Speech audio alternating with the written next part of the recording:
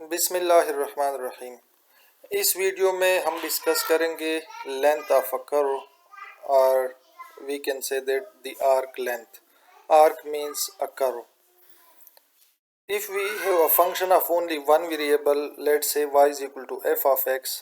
and if we plot this function from some point x equal to a to x equal to b, in order to derive an integral formula for the length of the curve, we assume that f has a continuous derivative at every point of this interval AB. Such a function is called smooth and its graph is a smooth curve because it does not have any breaks, corner or cusps. What does it means? Simply, अगर आपके पास एक function है, function of one variable, let suppose f of x, अगर आप इस कोई भी function हो सकता है लेकिन एक वेरिएबल का फंक्शन हो, अगर आप इस फंक्शन को किसी इंटरवल के ऊपर फॉर एग्जांपल a से लेकर b तक जो है इस फंक्शन का ग्राफ बनाएं या इसको स्केच करें और वो उसका जो है कंटिन्यूस डेरिवेटिव हो, हैज का continuous derivative at every point, यानी फंक्शन कंटिन्यूस, फंक्शन का डेरिवेटिव कंटिन्यूस हो। अब इस जब फंक्शन कंटिन्यूस होगा तो इट मीन्स के उसके ग्राफ में कोई ब्रेक्स नहीं आएंगे, कोई कॉर्नर्स नहीं होंगे, कोई कस्प्स नहीं होंगे। इस तरह के फंक्शन को हम कहते हैं स्मूथ कर्व। ठीक है। अब इसका जो लेंथ है, लेंथ फाइंड करने के लिए जो हमारा एक्चुअल टॉपिक है वो है to find the length of such a curve. For example ये जो फिगर है 6.22, इसको अगर आप देखें, ये ए से लेकर बी तक जो है इंटरवल है और उसके ऊपर जो फंक्शन एफ ऑफ एक्स है, ये जो ग्रीन में लाइन है, ये एक्चुअली हमने कोई फंक्शन ड्रा कर दिया। अब ये तो कोई स्ट्रेट लाइन है नहीं कि डायरेक्ट हम इसका लेंथ बता सकें, और ज़रूरी नहीं कि कोई भी फंक्शन जो है वो उसका जो ग्राफ है वो स्ट्रेट लाइन होगा। अगर कोई फॉर एग्जांपल अगर आपके पास लीनियर फंक्शन है तो फिर वो स्ट्रेट लाइन होगा, अगर क्वाड्रेटिक है तो कोई हाइपरबॉलिक टाइप का होगा, and up to so on. अब एक्चुअली कंसेप्ट ये है, जो फार्मूला है, डायरेक्ट फार्मूले पे जाने से पहले थोड़ा सा कंसेप्ट जानना ज़रूरी है कि अगर हम ये जो ए से लेकर बी तक डोमेन है, इसको अगर हम डिस्क्रिटाइज करें डिफरेंट पॉइंट्स में, फॉर एग्जांपल x1 पे, फिर यहाँ पे x2, x3,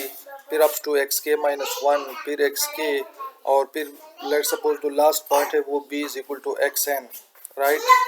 तो इस x1 के ऊपर जो फंक्शन की वैल्यू है, लेट सपोज ये p1 है, x2 के ऊपर फंक्शन की वैल्यू लेट सपोज p2 है, and up to so on. और यहाँ पे फॉर एग्जांपल xk-1 के ऊपर फंक्शन की वैल्यू pk-1 है, xk के ऊपर फंक्शन की वैल्यू pk है, and up to so on. अब यहाँ पे दो पॉइंट्स आप ले लें, फॉर एग्जांपल जनरलाइज फॉर्म में हम लेते हैं xk-1 से लेकर xk तक। इसमें जो फंक्शन है वो यहाँ से लेकर यहाँ तक है, ठीक है, ये फंक्शन है जो ग्रीन में है। अगर हम एक स्ट्रेट लाइन स्केच करें, दिस वन जो रेड में आपको नज़र आ रही है, और इस फिगर को हम यहाँ पे साइड पे ऑब्जर्व करें, ये यही इसका जो है पार्ट हमने लिया। xk-1 पे फंक्शन की वैल्यू, xk पे फंक्शन की वैल्यू, ये जो है इस इंटरवल में फंक्शन है,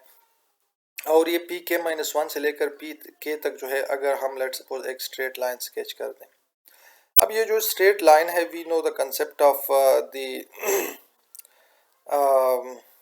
पाइथागोरस थ्योरम।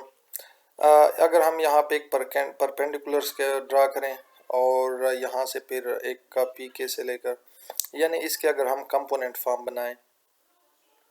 तो ये यहाँ से लेकर यहाँ तक जो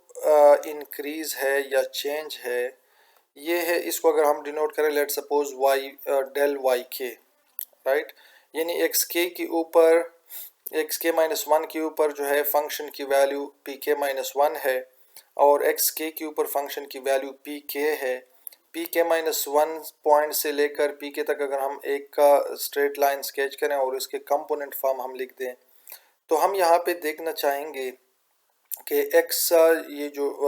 यहाँ पे कितना चेंज आ रहा है और इस चेंज से जो है y में कितना चेंज आया है। यानी ये इस लाइन जो रेड लाइन है जो pk-1 और pk के बिटवीन है, इसके लेंथ को अगर हम L से डिनोट करें या एल के फॉर एग्जांपल, तो इसको फाइंड करने के लिए पाइथागोरस थ्योरम जो है वो हम यूज़ कर रहे हैं।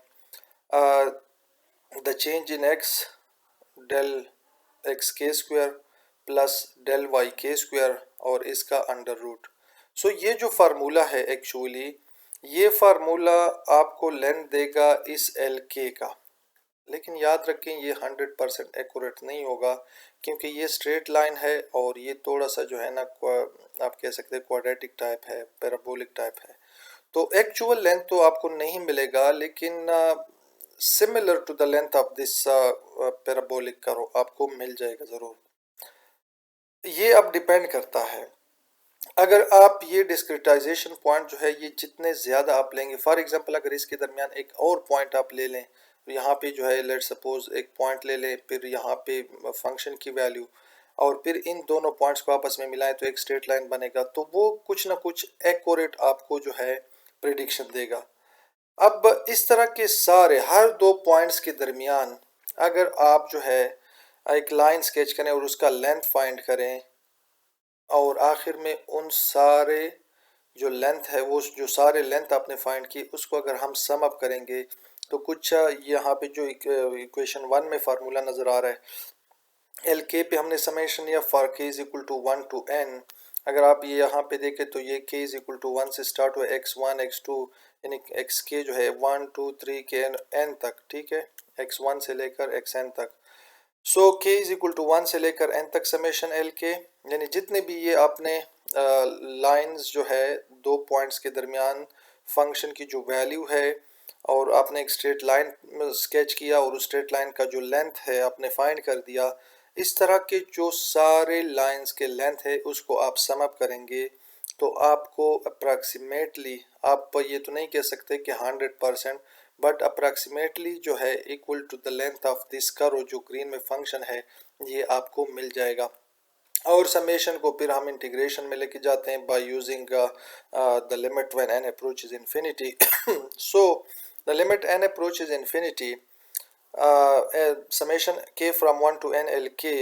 which is equal to summation from a to b integral आपका इंटरवल a से स्टार्ट है और b तक है, यहाँ से लेकर यहाँ तक है, from a to b 1 plus f prime c k square into delta x k, या sorry this one delta x को dx में चला जाएगा।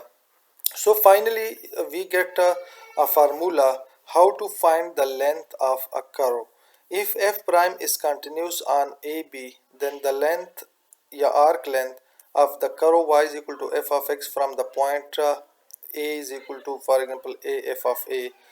जो पॉइंट ए एफ ऑफ ए का मतलब कि फॉर एग्जांपल यहाँ पे ये जो पॉइंट है दिस इज़ एक्चुअली ए और ए पे जो फंक्शन की वैल्यू है ए एफ ऑफ ए और यहाँ पे ये small b into F of b to the point b is equal to b f of b is the value L is equal to integral from a to b under root of या square root of 1 plus f prime square into dx और 1 plus d f prime is dy by dx square